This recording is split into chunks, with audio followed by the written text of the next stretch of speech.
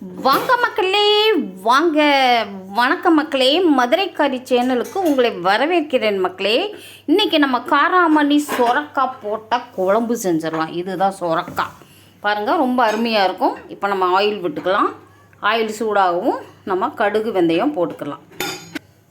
இப்போ நம்ம கொஞ்சம் வெந்தயம் போட்டுக்கலாம். இப்போ நம்ம கடுகு உளுந்தம்பருப்பு போட்டுக்கலாம். இது வெடிக்கட்டும். வெடிக்கவும் பார்ப்போம். கடுகு வெடிச்சிடுச்சு. நம்ம வெங்காயம் பச்சை மிளகாவும் போட்டுக்கலாம். கொஞ்சம் உப்பு போட்டுக்கலாம்.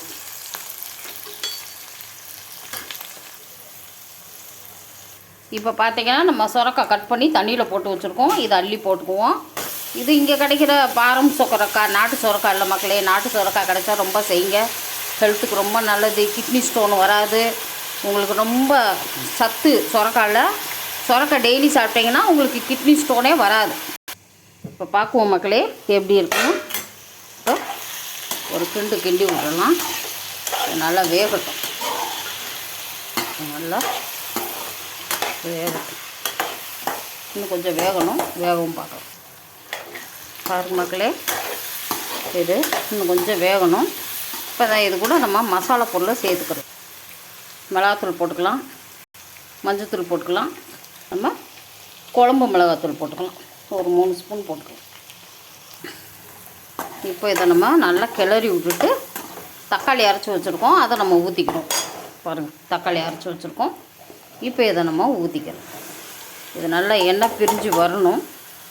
வர்ற வரைக்கும் நம்ம இதை நல்லா வதக்கணும். நம்ம தனியாத்தூள் 2 ஸ்பூன் போட்டுக்கலாம் மக்களே. 2 ஸ்பூன் தனியாத்தூள். பாருங்கள் மக்களே, நல்லா வெந்துருச்சு தக்காளி. இப்போ நம்ம கொஞ்சம் தண்ணி விட்டுக்கலாம். இந்த பக்கம் பாருங்கள், நான் காராமணி வேக வச்சு வச்சுருக்கிறேன் குக்கரில். இதை போட்டு பாருங்கள் மக்களே. இப்போ வந்து நம்ம இந்த காராமணியை தூக்கி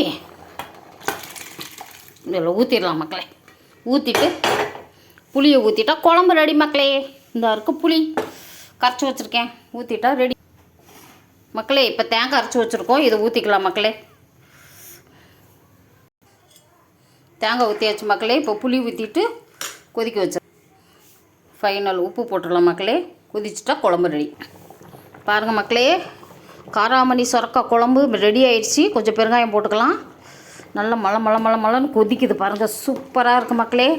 ரெடி ஆயிடுச்சு மக்களே. இதே மாதிரி நீங்களும் செஞ்சு சாப்பிடுங்க மக்களே. பாய் மக்களே, பாய். சப்ஸ்கிரைப் பண்ணுங்க.